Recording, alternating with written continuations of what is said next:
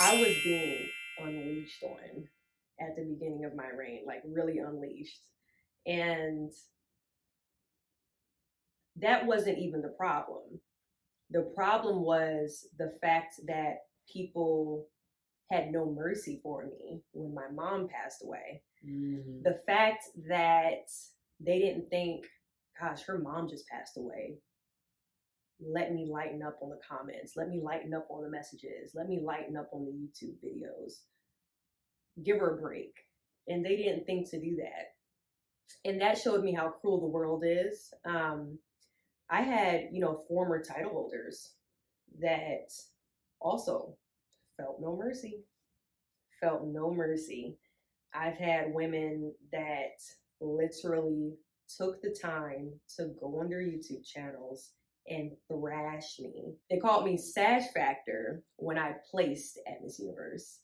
And Sash Factor means that you only placed because of the country that you come from. So the country you were on your sash. Wow. So because I was USA, they felt like I was Sash Factor, and that's the only reason why I placed. And to me, it's fine to have that opinion. Yeah.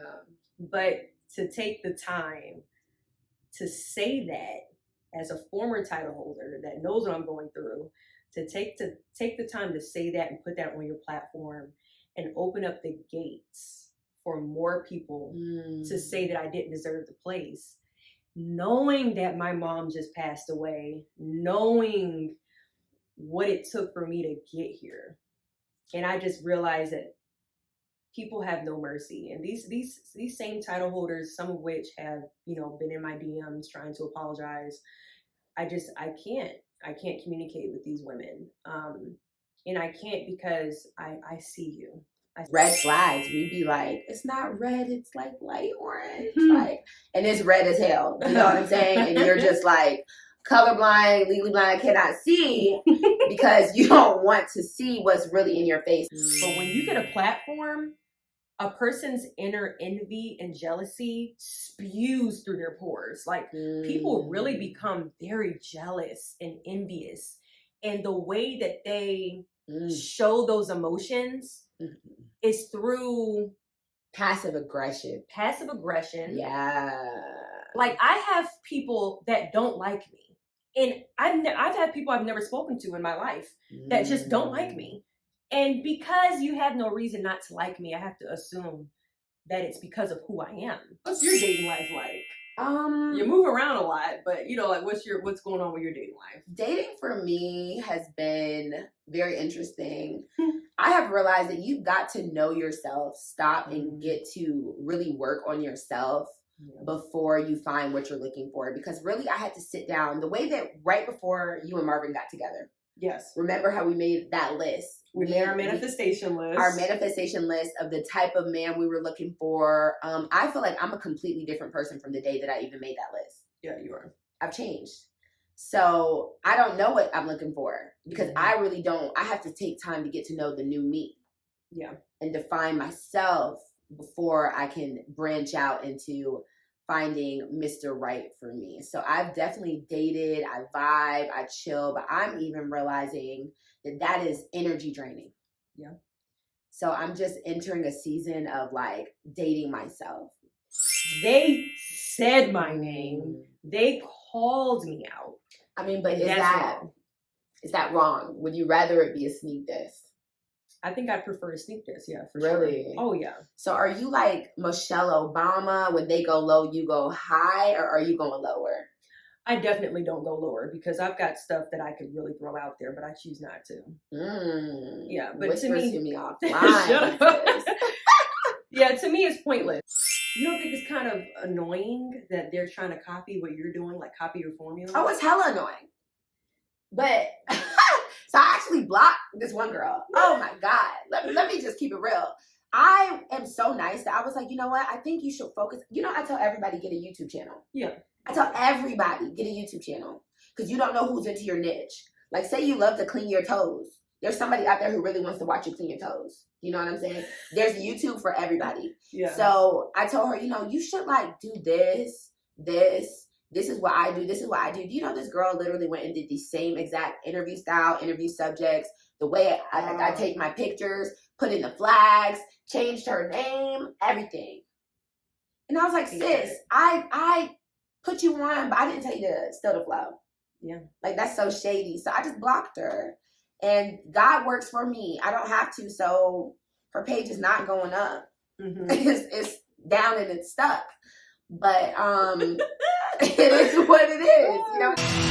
I'm gonna tell you something strange. When it's little bit too late. Got no numbers, got no shame. Lying to the lotion. Got no time to be at home. When I do, I check my phone. Put my 5 boys in a row. Go like let it know.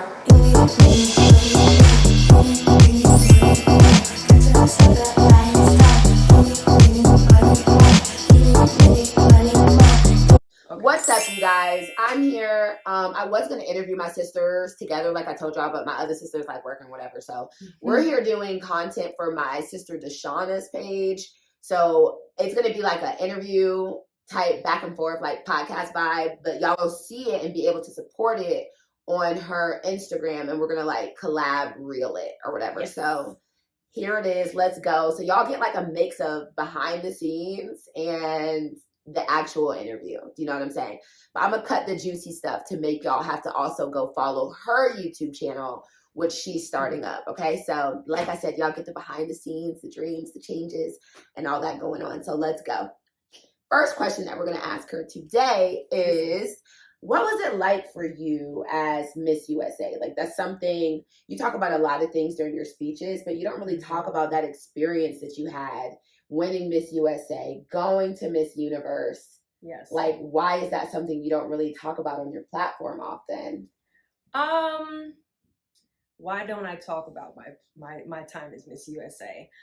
I think that my time as Miss USA was a really beautiful experience, but it also was a lot of somewhat. Was my shit dead? Yeah, it seems like it's either. 110% will say it's one of the greatest years of my life. I think that the platform that it gave me really launched my motivational speaking career. I think that the impact that I was able to make as Miss USA in terms of transitioning what I believed the culture of pageantry was, I think it became a little bit more accepting of dark-skinned women, and also it became more accepting of women with natural 4C Afro kinky hair. That was the goal when I did my final walk with my Afro, was to pave the way from the top down, saying that our Afro hair should be socially acceptable within pageantry. But before then, you wouldn't dare. Yeah. You wouldn't dare wear your Afro kinky hair in a pageant, ever. Or like, what has been the most frustrating thing from going to like just a normal person to like this person who's publicly known? I think one of the bigger things that happened to me is I became harder. And I became less trusting of people. I feel like before I won Miss USA, I was a really nice person. And I'm still a really nice person, honey. Like, I'm nice.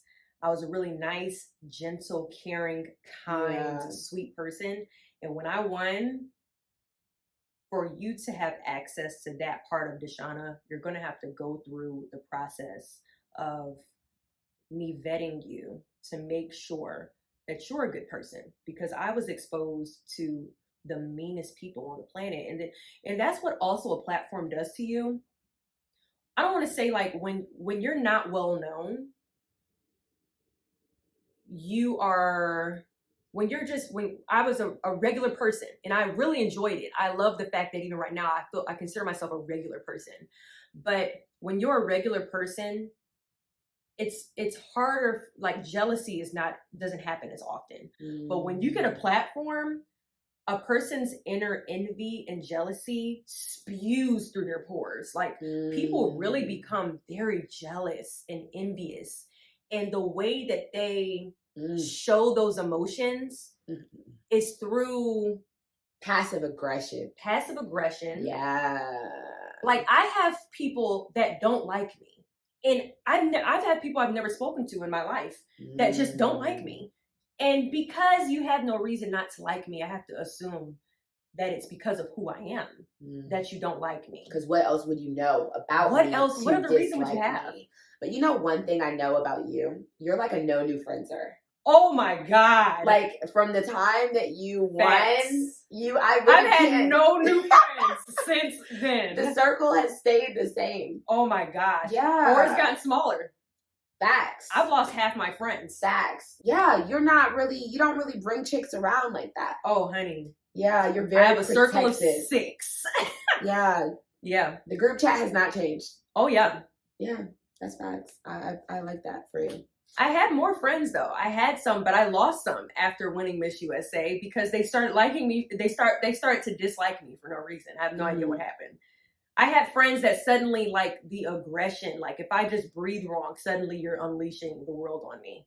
And it's like, are you okay? Why are you so angry? What did I do to cause this? But here's one thing that happens is that when you make it to a certain like high level, like when you make it to the top of the mountain, people see you making it there and they hope you don't make it any further. And when you make it further, it pisses them off. So I have only, as Miss USA was a great accomplishment for me, but I'm not done yet. That was like your Kickstarter. Oh, honey, it was. I feel like what you've been doing lately is way better. Yeah, like it's not going to stop there. And I think that when you reach a certain level, people expect you to stay there and not go any further. I'm passing all that. Especially if that's the norm, because I know a lot of like pageant girls that I've seen have just married well. Married well, yeah. You know, but you're a working girl. Like, you're... What do I love most about my boyfriend? I love that he has emotional intelligence. I think that might be my number one for why I love him so much. And I think the second thing is he handles me with gentle hands. And I realize, I don't know if it's the Sagittarius woman in me, but I'm just incapable of being with an insensitive person, a person that lacks empathy, a person that's incapable of saying the right things. And I don't know if it was his upbringing, how his parents raised him. I feel like it's a combination of all these things. But he knows what to say. He knows how to say things. He knows how to approach things. He's calm. He's collected. He's kind. You have all these guys that walk around and they're like the nice guy. Like, I'm the nice guy. Yeah. And they always turn out to be the devil, actually, within themselves. Like the men that really ride, I'm the nice guy, always turn out to be the most deceptive people I've ever dated. But Marvin is a kind person, and he's not always the nice guy with everybody, right? But he is very stern with other people. But with me, with Deshauna, he handles me with gentle hands and he's kind. And he knows how to recognize how I'm feeling, and he almost turns into a therapist with me, honestly. Like, he really helps me through a lot of hard times. And he came into my life after I had gotten out of a relationship with a very abusive man. Not physically abusive, but he was very emotionally abusive and very manipulative. So it took me a long time, even to this day, to recover from such a sociopathic style relationship. And we're not going to go into it, but she knows, and I know, and everyone that knows the story, this man was a serious sociopath. No, seriously. He was a sociopath. I was scared some days for myself. Literally. She came to visit. Yeah. And we were almost scared for our lives when you came to visit. He was a sociopath. And he was military. Yeah, way to ruin a vacation. Like, right. It was a vacation. We went to Hawaii. Well, we were living in Hawaii. I was stationed in Hawaii. And you came to visit. And I thought he was going to hurt the both of us. But anywho, yeah, he was a guy in the military. And I told myself, okay, after me and him broke up and I escaped from Hawaii, I told myself I was going to take years, take a 2 or 3 year break from dating. And then Marvin came along and it's been uphill from there. I love that for you. I can tell. You seem lighter. You Well, seem thank less you. angry. Oh, You were never angry, but you just seem happier on the daily. Can you say, how has this changed you for the positive? Otherwise, like money and career accomplishments, but like intrinsically. I think it's made me understand the power of belief, the power of manifestation, the power of choosing you and knowing that when you choose yourself, life really does take off. I believed in myself, and all I had was you, and all I had was best friend Brittany. All I had was Pumpkin. Like, I've only had certain people that really believed in me, and it's probably less than 5 people that really thought Miss USA could happen. Yeah. So really, and even you're in the crowd, like, dang, she really making it far. What's going on? I've talked about it to other people, but I've never told you, like, I'm so proud of you. Oh, thank you. I've told you, but like that day is a day I will never forget. Because you were like the front row with my dad. I was, it was you were me, front row with Dad, and Trey. And was I Trey just sitting next to y'all? Where was Trey? No, Trey, I only got 2 tickets to the front. Oh, yeah. Trey was around, though. Trey was in the back. So it was just me and him. And they have the family sitting all together. 2 people from each state. You can sit towards the front. Yeah. So, like, as the contestants started getting the boot, the area started emptying out. So we're just, like, hanging out. Like, dang, it's getting kind of empty up in here. Like, Deshauna is getting pretty far along. So then when it came to, like, that top 5, then top 2, and then we were like, oh my God. Like, I don't want to say I was shocked because I did manifest that for you, but we just didn't like walk in, like, we just knew anything could happen. Anything could happen. Because of pageants that we had been to before. So we had almost conditioned ourselves to prepare for the worst. Exactly. So we're not like, oh yeah, we're taking this home because, we're tired of that mindset. So to walk out that day like, damn, like she did it. Like she did exactly what she said she was going to do. And I remember all the preparation that you put into it, like extreme dedication, even as your mom was sick, even as you were working full time, like 40 hours a week. Yeah, it's super motivational. Super motivational. I remember that. And I think you have changed for the positive in believing in yourself and also encouraging others to do the same. So I think your job is very well fitting with the motivational speeches. 18-year-old Deshauna, your man is not around you right now.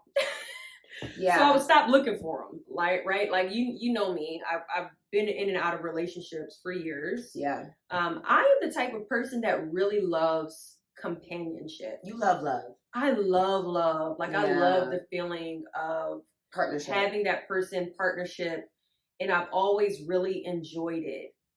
And what I realized is, and I don't know if there's some inner child, like I don't know where that desire comes from, but there were really good pieces of singleness that took place during that 10-year period that I really wish I would have enjoyed a little bit more.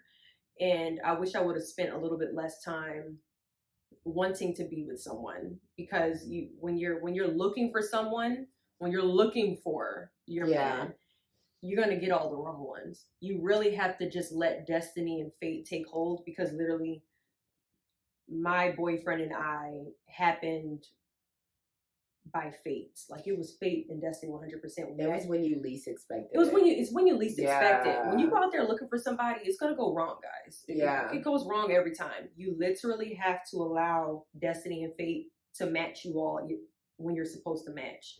That's why I like dating apps, and I think that dating apps are great, but sometimes I wonder if you're forcing yourself into finding someone when sometimes you end up finding your person in a coffee shop. Like you end up finding your person at an event. I just wonder if sometimes it's just not meant to be that way. So yeah, I don't have that much advice for 18-year-old Deshauna, because I really think that she made a lot of the right decisions. But one of the bigger decisions I think I really messed up on is looking for Mr. Right. I should have just let him fall into my lap the way that this one did. So okay.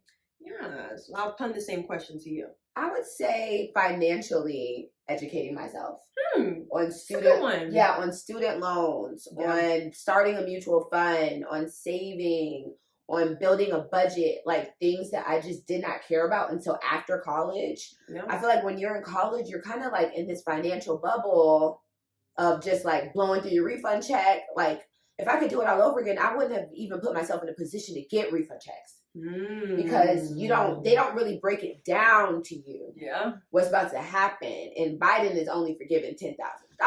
$10,000 You know what I'm ain't saying? enough. Like I would have gone to a public school instead of a private school. A lot of different things, mainly financially, just financial planning to where I could be closer to retirement right now and have, you know, that backup and that fluff. I think that a lot of the times these institutions that we use for education are not educating us on these important things that affect us so much as adults later. And that's why, you know, a lot of millennials, we don't have houses. I was blessed enough to be able to buy my first home, sell it, and do all that. But a lot of my friends have not bought a home yet.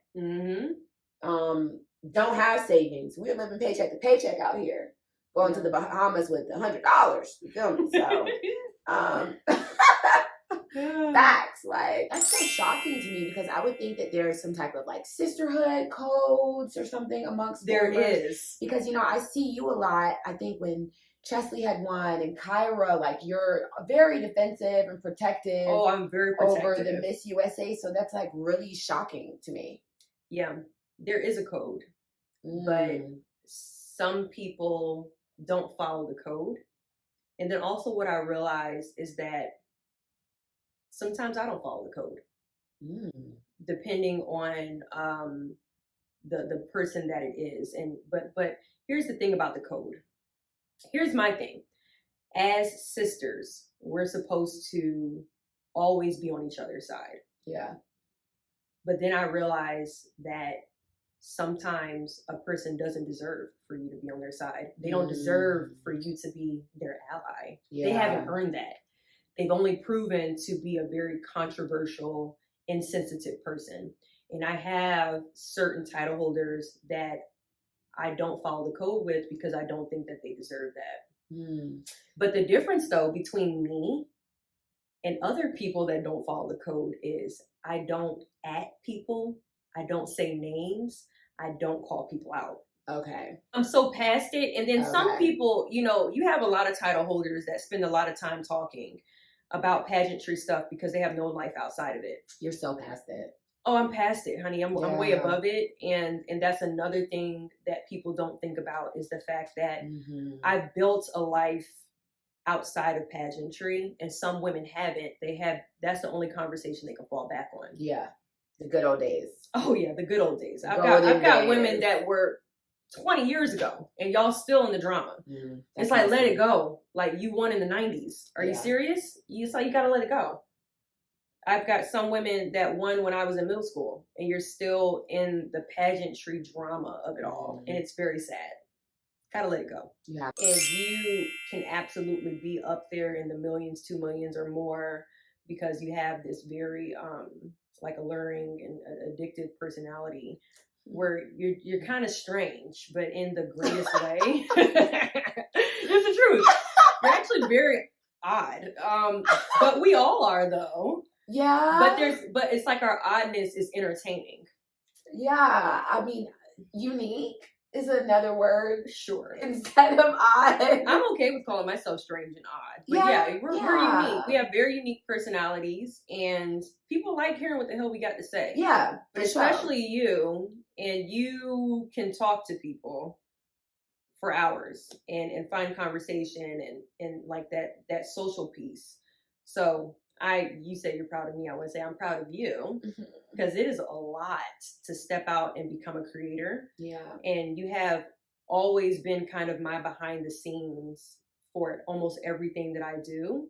Yeah. So it's really great that you've taken like that creative piece of yourself to launch your own platform and your own self versus being like the juice behind what I do and kind of being in the background. Yeah. I think it's good that you've launched what you've launched because you're able to really be able to show people who you are and you have a lot to offer. I love that for myself too. Thank you. You're welcome. It's only up for us both at this point. Oh, for real. The sky's the limit, honey. At this point. Yes. At this point. I do not believe in hell. Girl, no, absolutely no.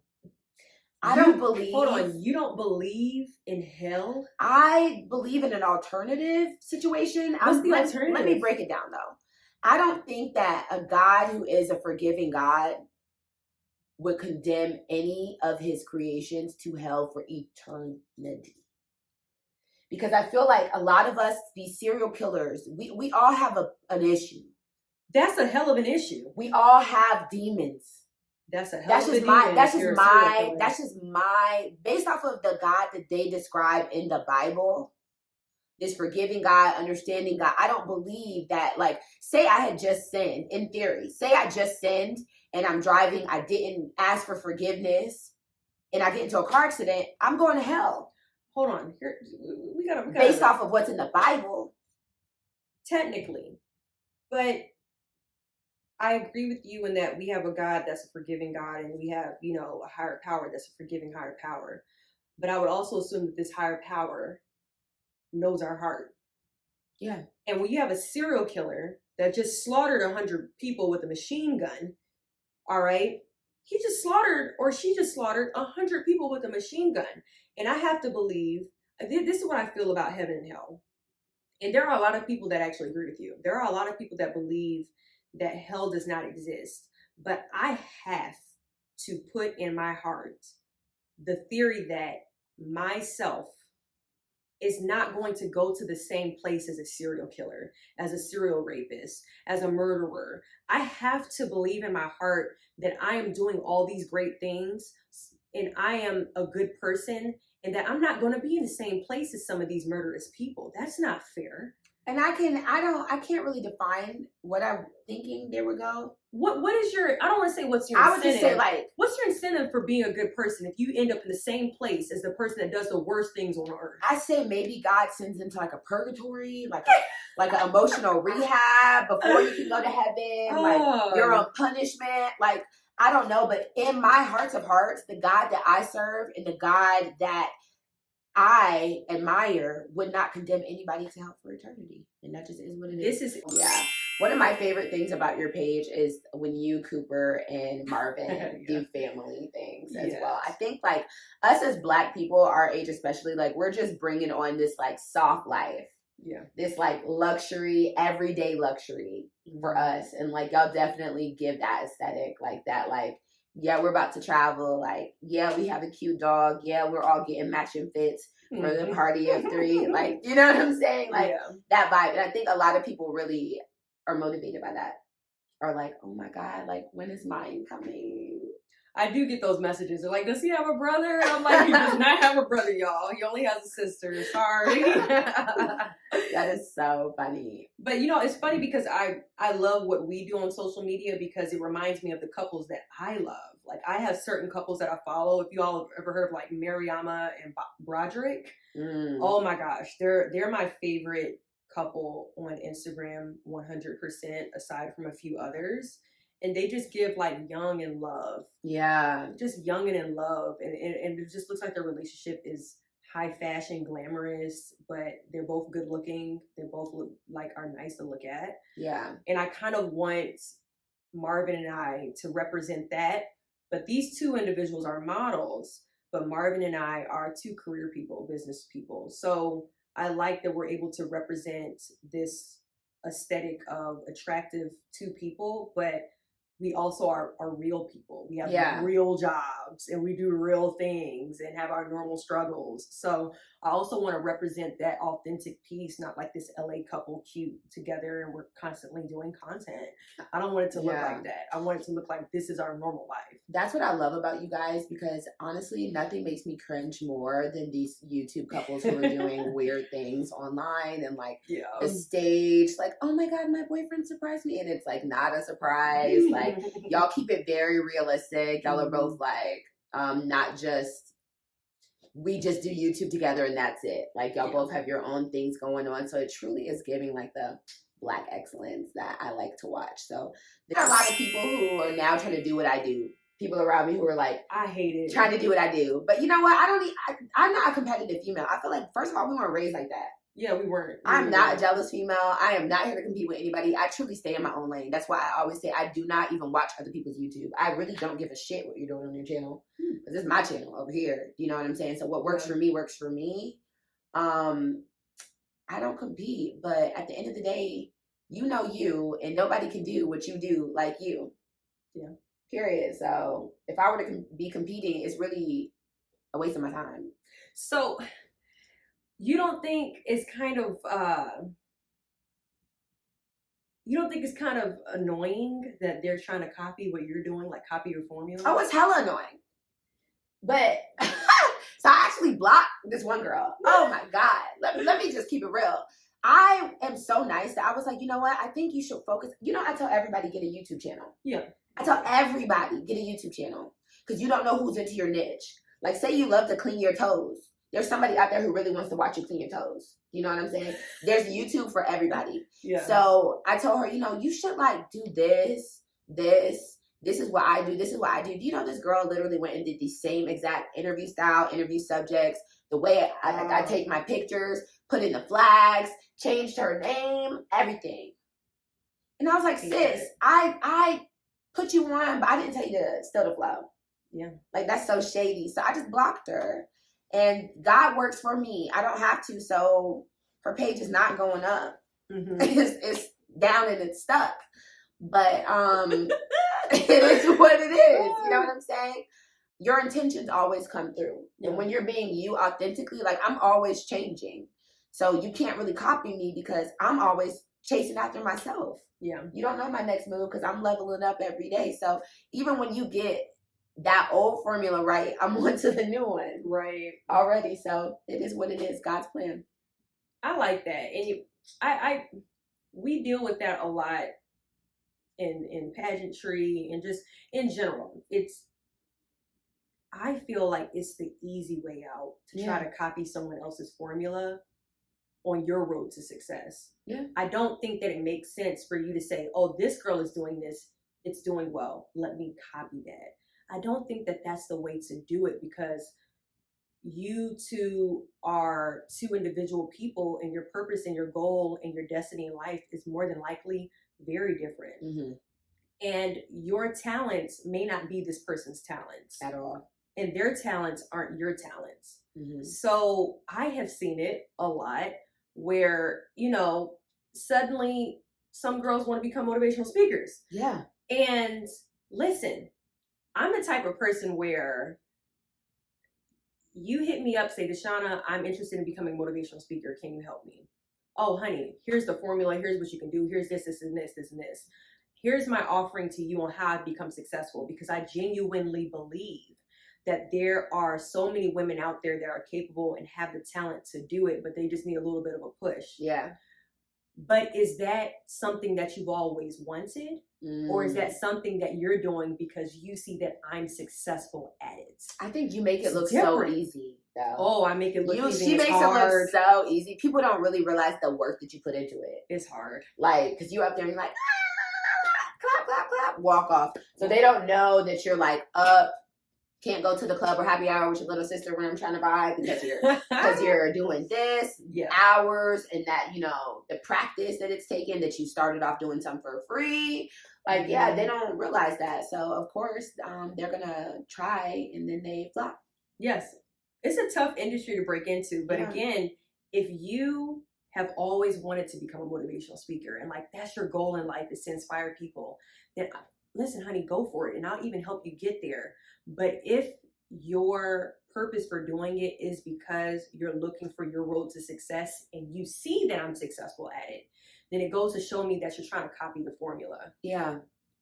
If you do want to copy the formula, please go to www.deshauna.com and sign up for Thrive classes. Of course, you know. If you want to copy, make it structured. But that was more of a confidence one. I am coming out with the How to Become a Motivational Speaker course. Well, it starts with the confidence. It starts. You can't. You can't be a speaker unless you're confident. So that's step one. Very true. For those trying to drop this out. Exactly. Yes, exactly. Those red flags, we'd be like, it's not red, it's like light orange, like, and it's red as hell. You know what I'm saying? And you're just like colorblind, legally blind, cannot see.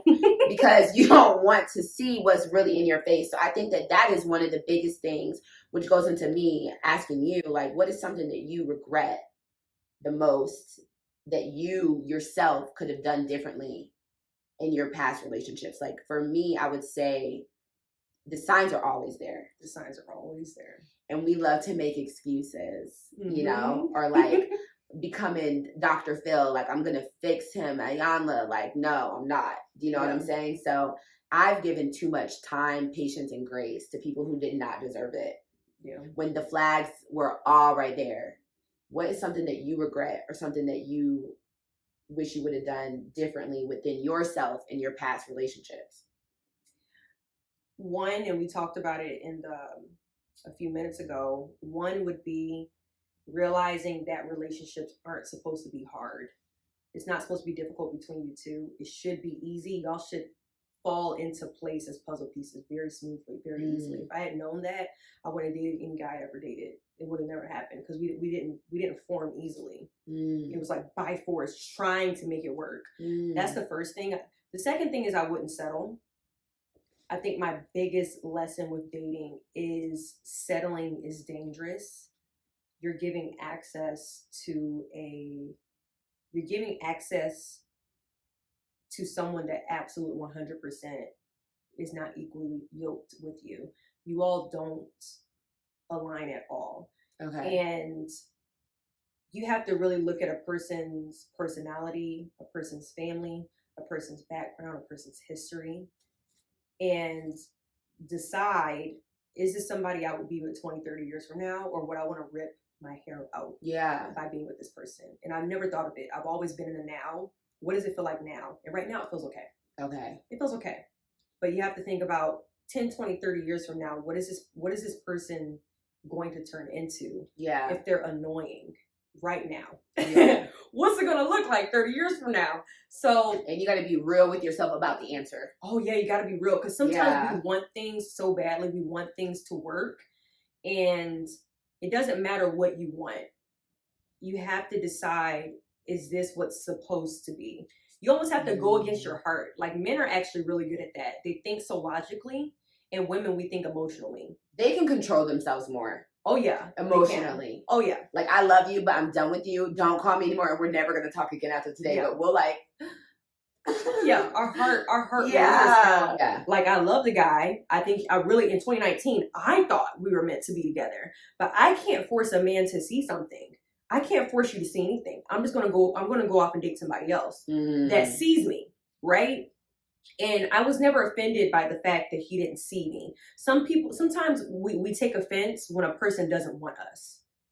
And we can't place our value on another person's desire for us. Facts. We have to have value for ourselves and decide, I'm worth more than what you're offering. Yes. And once you do that, if that person is your person, they're going to come back, just like Marvin did. They're going to turn around and come back.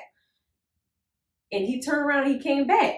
He hit the block again. Right. And I also think that men find it more attractive when you're not chasing them, when you don't look desperate. And that's another thing. I was 30 at the time. No, I was 29. I was 29 at the time. You're also at an age, like we were talking about, you're at an age where people place timelines and, project desperation onto you. Like, they make assumptions that if you're 29, or if you're 30 or if you're 31, they make these assumptions that, oh, she's definitely looking for a man. She's looking to settle down. She's looking for this. She's looking for that. I am looking for all those things, but I'm not going to settle for you. And what you're not going to do is make me feel as though I have no other choice. There are lots of men out here. There are lots of options out here. I don't have to deal with your crap. So if you're not going to move with intention, then I'm going to find another person that does. Yeah. And I love the guy. Obviously we're in love and happy now, but back then I was not interested in chasing him. You always say, when people talk about dating in the DMV, you're always like, girl, you got to get up out the DMV. Get out the DMV. Go to the Midwest. Do you really, really mean that? Like, do you really think it makes that big of a difference? I 100%. Where you are dating at. Yes. So you would even say, like, because Atlanta... Geographically, it matters as a Black woman. In ratio with Black men population. Some people you'll look at like great women that are in their late 30s, 40s, 50s. that have always been on the market, always a good woman, always interested, but you're having no luck, sis, because of where you live. Damn. It's because of where you live, baby girl. Damn. If you moved to the Midwest, if you moved to the West, like the Arizona, Phoenix, like, you know, area, and some people don't want to live there. God But damn. Nowadays, a degree, it doesn't matter. it doesn't matter. Yeah. Yeah, at all. There are millionaires without it, honey. People don't have that same respect for doctors and like, oh, I have a PhD. People are like, I don't care. Like, I don't know. Well, I think people still care about that, though. I think it doesn't bring money. It doesn't bring the boys to the yard the way it used to. There's not that much excitement. Now it's like, you're better off having more followers. Oh, yeah. Than a doctorate degree. Oh, yeah. Yeah, it's just not bringing the people it's not getting the people moving like it used to. It's very strange because, you know, if I think about where I'm at right now, I could have did everything that I've done without both my degrees. You probably would have became Miss USA quicker because you wouldn't have been working. You would have been focusing on pageants. Right, yeah. Yeah, honest to God. Yeah, that's very true. That's facts.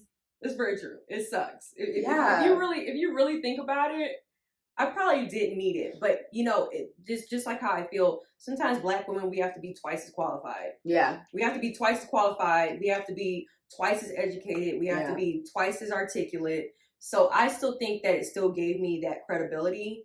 But when I walk in a room and when I apply for a position and when I compete for, you know, a position in a company, you have to make it clearly and 100% clear that you are the most qualified. Yeah. Because if you and another person of a different race or even a different gender with me, like if I'm going up against Bill, I'm losing immediately just because implicit bias. It's real. It's 100% real when it comes to the hiring processes of most companies. If I have the same qualifications as Billy, I'm probably statistically, this is not me making assumptions or anecdotal. This is me really saying I am more likely going to be discriminated against because I'm a Black woman and my name is Deshauna. Yeah. So when they look at my resume, they see Deshauna against, you know, Billy Madison.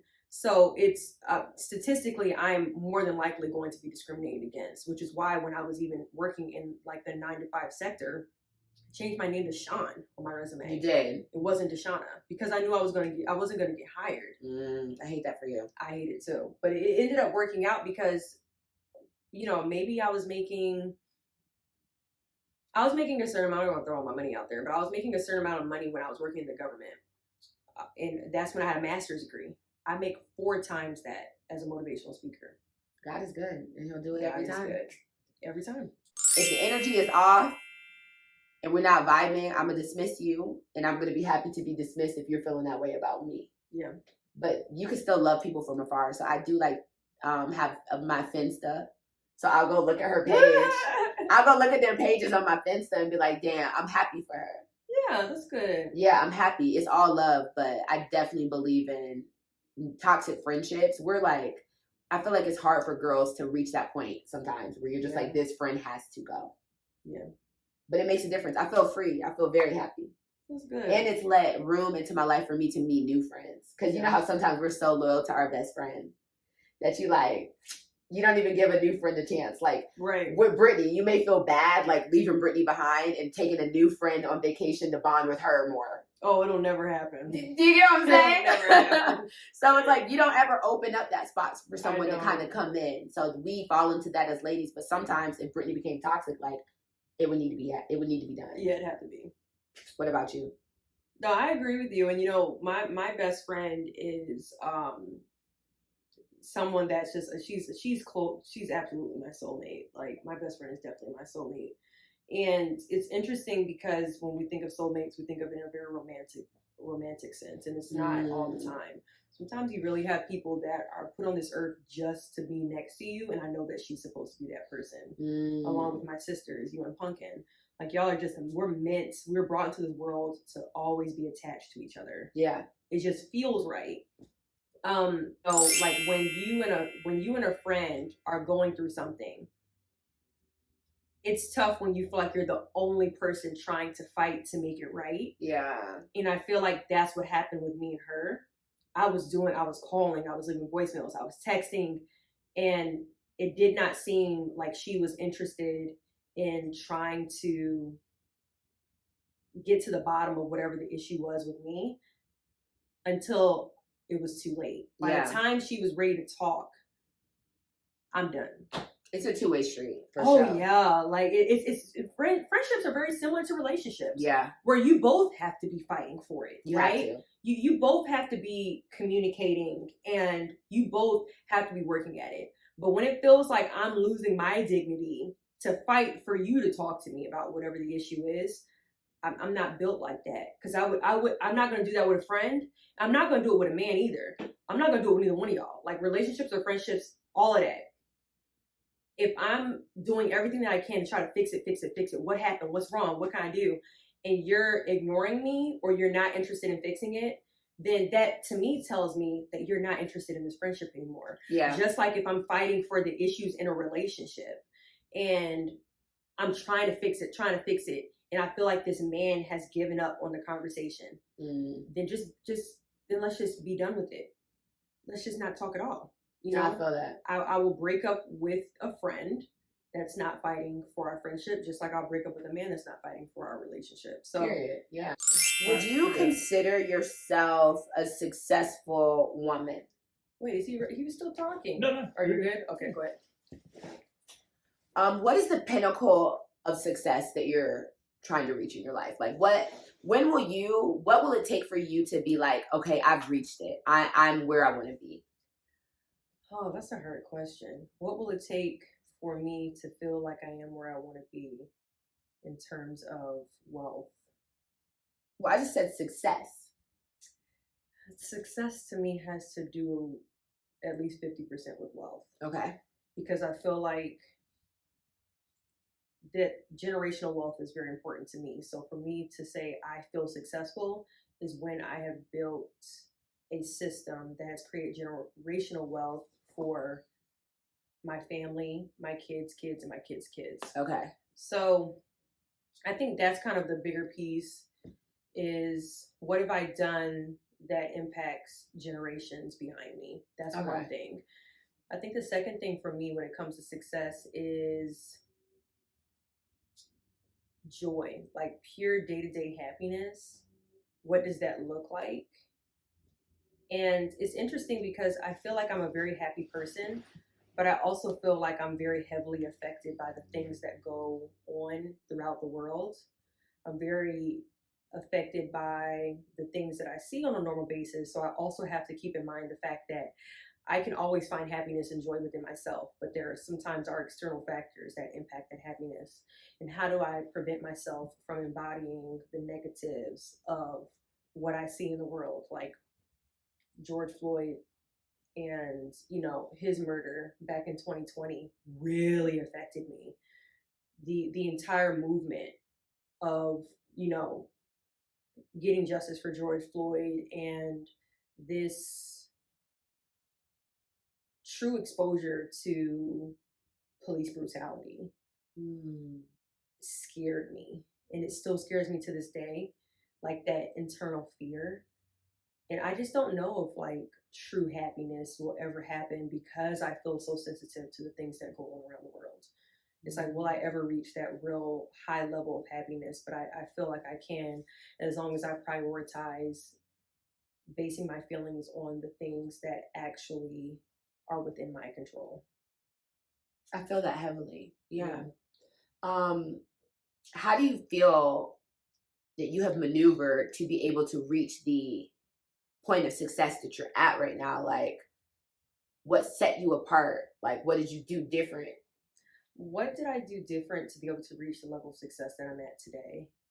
I believe in grinding. And I know that this is a very controversial method to success. This is a very controversial strategy for success. But I believe in that grind culture, work hard, sleepless nights.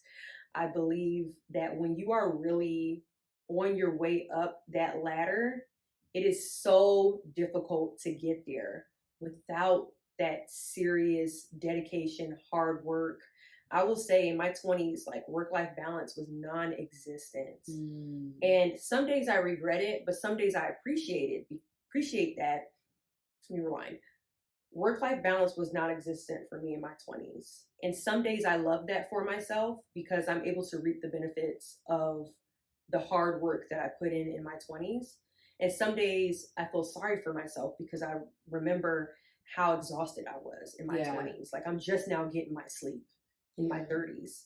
So I believe what set myself apart from a lot of people that maybe had the same trajectory as me is I was willing to sacrifice a lot of that work-life balance. I was not out in the club, out in the streets. You know how I was working, studying, and getting all these degrees, moving my way up the ladder. And that comes at a cost. And some days I question if it was a good thing for me in my 20s walking those footsteps. But I think for right now, my experiencing the benefits of it, I'm appreciative of that. Okay. Do you think that goes against this like soft life movement that we have right now going on the internet? Do I think that grind culture goes against soft life culture? Yes, kind of, because I'm experiencing my soft life because of that grinded out period that I had in my 20s. So I'm able to live a soft life. Soft life requires money. Yeah, facts. If we're being honest, if we think about soft life, let's think about it. How'd you get it? Like, how'd you get the money to be able to sit down all day? Not facts. How'd you get the money luxuries, like, soft life, like, Yeah. Somebody got to pay. Somebody had to pay for it. Like, we think about my love, Jackie Aina, who is like the real example of a soft life. Yeah. Jackie Aina is a real example of what it looks like to live a soft life. She's lighting candles. She's putting flour in the pot. Girl, she's making her bed. Hold on. She's making her bed. Like, she is soft life, right?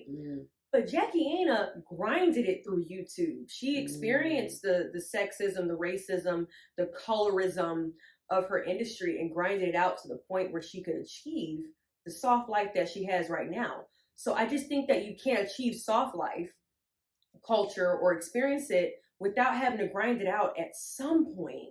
Yeah. But what were you going to say? I was just going to say shout out to Jackie. I love her lavishly. Jackie, if you see this, girl, I love watching lavishly Jackie. It feeds my soul. Sis, watching you clean your coffee cabinet makes my day. Like, I don't even know why. It was the luxury that I didn't know I needed. For real. Like, I personally now want to steam my sheets. Yeah. Yeah, so I just love that for us. I do love the soft life movement, but I think you make a really good case in saying, like, you can't not work and have a soft life. It's not realistic. Unless you married well. Yeah, unless you marry well. And or you're born into wealth. And those may not last long. Yeah. Which is actual. Yeah. Or win the lottery. Facts.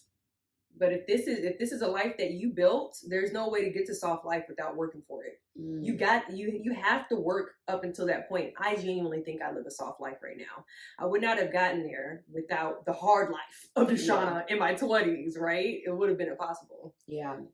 I will have to say, I feel like for both of us, like if I think about the key to my success in my life, it's really how we were raised. Yeah. Mm-hmm. I think that even when we call our dad, sometimes he'll like, why are you crying about this? Like, what are you about to do though? Like, I'll give you 3 seconds to cry and then you're going to have to boss up and figure it out. Like, I feel like watching our parents also work to rise, them trying to break generational curses and things like that has really made me a hard worker. So we value like working, not everyone's parents when they were 14 or 15 were like, so what job are you about to get? Like, you're not about to watch cartoons all weekend. Like, you need to get a job, like that type of thing. So I think that plays a big part in also like what you're watching, who's around you, because that pressure is on. Like, damn, my parents are making 6 figures. Like, how am I going to get to that and when? You know what I'm saying? Like, if you hadn't seen Darren, like maybe going to the army, retiring, doing all these things, hey, my school is getting paid for, would you have been more likely to join the military?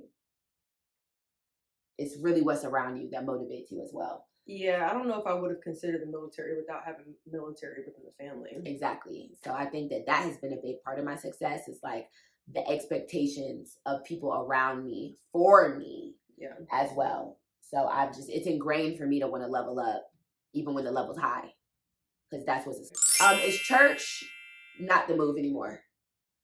I think we all need church. I think the question is it a healthy church is the question, because we all, in my opinion, need to have some sort of faith structure that guides us. I always think that.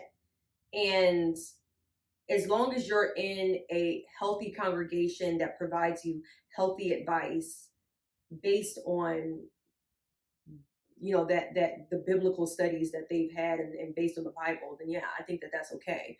But the problem is that there are a lot of toxicity spewing in some churches, and that's what has turned me away from church some days. Remember, I'm not gonna say what church, but I went to a church for 10 years. I'm not gonna say what church. I went to a church for 10 years in Woodbridge, a very big church, and I've been going there from 16 until I was Miss USA. And I was Miss USA. I was in town, and I went to this church like I normally do, or I try to do, and this pastor went on this rant about how homosexuality is a sin, and how if they're coming out the closet, we need to come out the closet as Christians. And when I tell you, I've never seen this man speak like this before. He was always a very like gentle, kind, understanding type of pastor.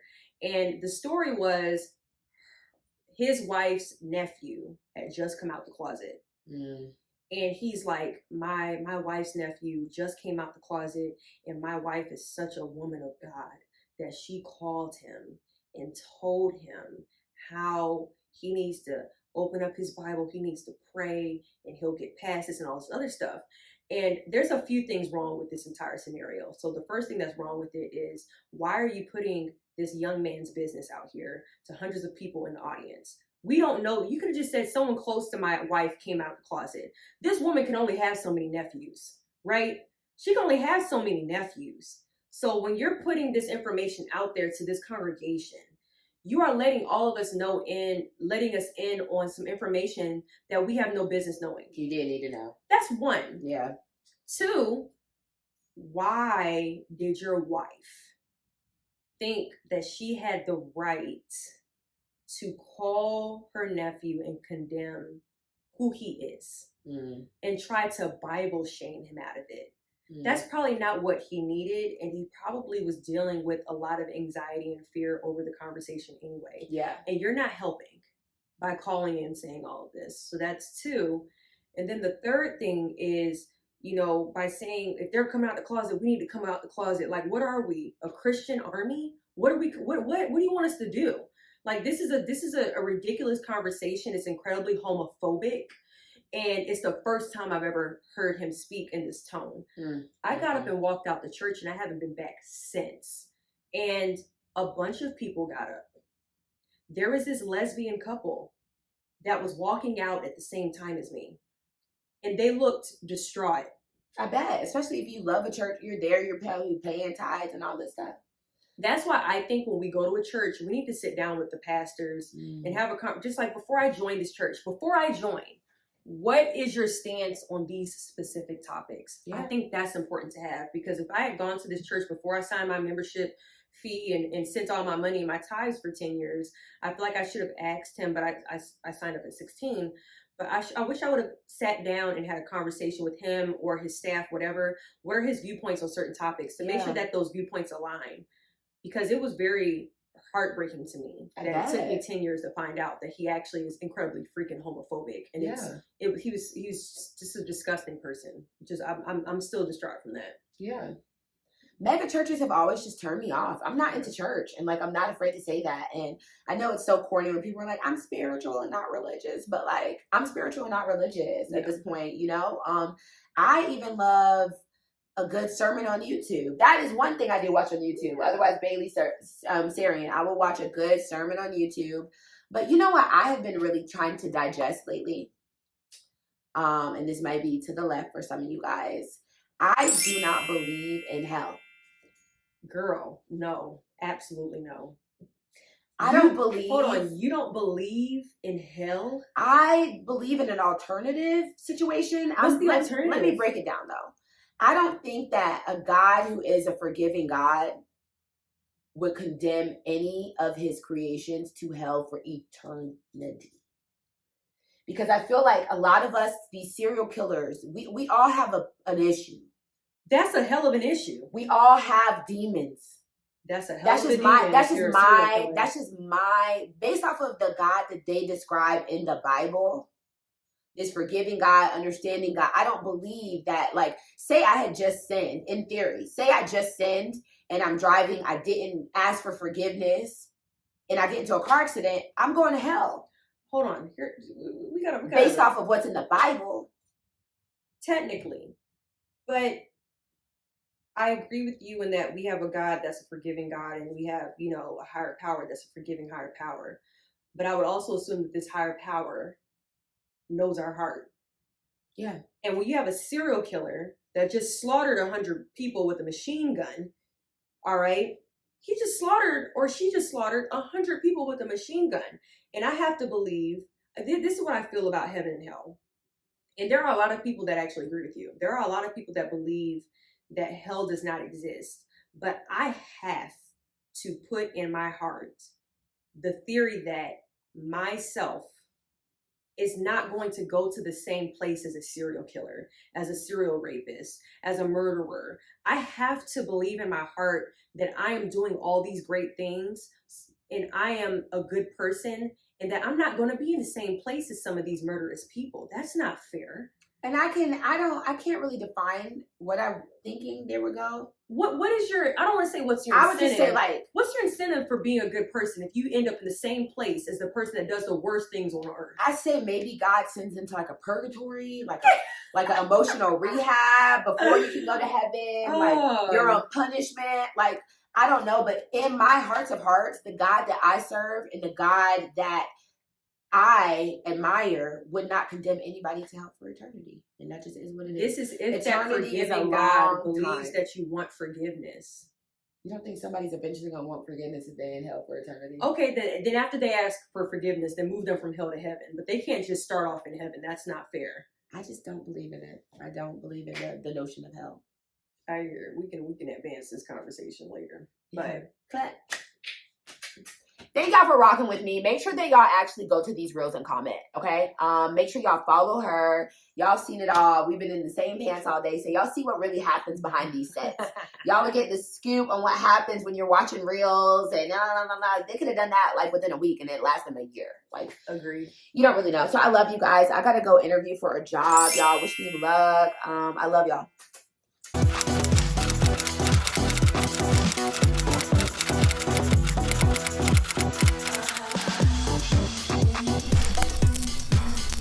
I was watching this Netflix series on vaping and how it really makes you so irritable if you don't vape. There's a lot of mental issues that go along with it, seriously. Yeah, it's an addiction. And I don't know how y'all stop that. I don't know either. I'm just vibing. Just gotta do something else. Crack. Just Dumb ass. Okay. Here. Oh, the light's not on. Okay. That's not the same lighting, Deshauna. Oh, which one is it? Thank you. Was you choosing an abnormally small head or an abnormally large head? An abnormally large head, because if you have a small head, you look slow. It looks like you're missing a chromosome. But you don't think that abnormally large head makes you look a little crazy? You just look both. Either way, you're gonna look crazy. But I would rather look crazy than slow. And then, like, imagine your body. It depends on what type of body you have. So, like, that's too much. I feel like women, we can get away with an abnormally small head because we have hair. Yeah. If you have a normally big head, you can't hide it. Yeah. It's there. You can contour, but I get what you're saying. Like, we can hair it out and, like, Your hair, nobody ever have to know what your size of your head is until you do a ponytail. I was about to say, because you can't hide the size of your head. No, like I can add extra bundles to my head and extra extensions to prevent it from looking that like super small. The question is, how big is your face? Yeah, because you can have a big head and a little face. That's what I'm saying. There's so many variables. Like you can have I have a big face. My face matches my big head. Yeah, I'm getting sleepy. You might really have to go get a coffee. Go get a coffee. Did it give you a kick? Do you feel anything? Yeah, but I had a coffee before this, and I had this brand Magic Mind just sent me like this herbal things that I'm trying out for them. And does it give you a kick? I do feel kind of energized. I do. Oh. Yeah, I might need to go get a coffee while you're. I'm very sleepy. If you're gonna do it now. You know, I'm not a jean washer. I wear the same jeans throughout the week. You can't like overdo washing jeans though. Yeah. That's literally a thing. It is a thing. I think it's bad luck to wash your jeans too much. You gotta keep the spirit in them. Sure. I used to get teased for that. My friends used to say, Wayne never washes his clothes. I was like, for what? Like, I wore one day. Like, it's not. Yeah. For what? Shirts, Wayne, you shirts gotta wash the shirts because the armpits. Mm-hmm. Yeah. But the jeans, unless you're like been on a plane or a train. Yeah. Yeah. Yeah, but otherwise that. Or oh my God, airplane seats are disgusting. Yeah. Yeah, things like that. Do I look okay, Wayne? Yeah. Okay. Let me look at this one. I wish we could see ourselves. Yeah, the hair's out of your face. Yeah. I'm so used to looking at myself when I record, so that camera's like hard for me. I get anxiety. I actually like that I can't see myself because I feel like I would be distracted. Really? Yeah, it's probably best that I can't see myself. Be fixing my hair, overthinking. Can I see myself really quick, Wayne? Yeah. I look straight at the I camera. never look I at look the straight camera. at the camera. Yeah, You're so right, I think too. that actually works better for us to both look here because when we're doing our reels, I'm never talking to the camera. Yeah. So they'll actually not know where you're sitting anyway. Okay. Yeah, I always talk directly to my audience in the camera. That works. If you want like a tighter shot so they can like feel your emotions and see what you're saying directly, I would suggest this. But You guys. yeah. Yeah. But this is the test run for Deshaun's YouTube channel. I haven't done this type of shit in a while. I'm gonna get her hip to YouTube, y'all. I'm gonna put her on, don't worry. I'm trying to I've got 10,000 followers on YouTube and I literally don't talk to them. Nothing. I post my speeches here and there, but that's it. Gonna go through and Oh no, I don't know what you're trying to do. Weird. Why do you think I'm so mean? I'm a nice Every person. time someone tells me I can't do something, I laugh. That's her voice, you guys. Every time someone tells me I can't This motivated me. I'm gonna go home and make one now. I do your voice. 2.5 million views. Every time someone tells me I can't do something, I laugh. 2.5 million views. Insane. You go, bitch. 1,800 people made a reel off that 15-second clip.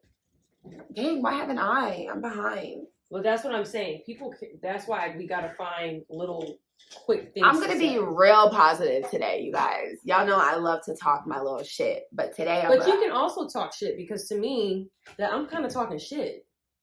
Yeah. This, like, I'm a little snazzy with it, right? Yeah, I'm keeping real positive today, you guys. Y'all are gonna be proud of me. Tells me I can't do something, I laugh. So you must not. That's so cute. That's so sweet. Yeah, I love that for you.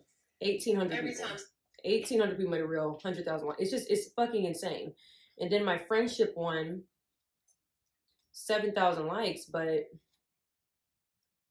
wow, almost 200,000 views. And the shares. Yeah. 7,000 shares.